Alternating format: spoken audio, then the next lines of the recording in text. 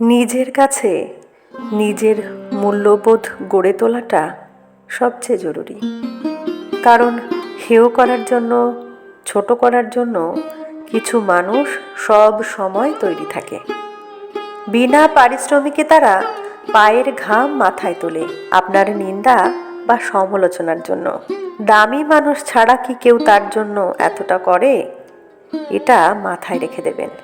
কিছু কর্মঠ পরিশ্রমী মানুষ দিবানিশি আপনার চারপাশে ঘুরঘুর করে।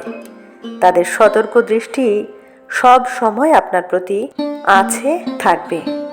আপনার চাওয়া না চাওয়াতেও তারা রাত দিন কঠোর পরিশ্রমে ব্রতী।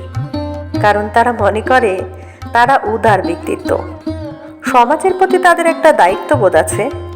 তারা এতটাই উদার যে বিনা পারিশ্রমিকেই তারা এতটা করে বা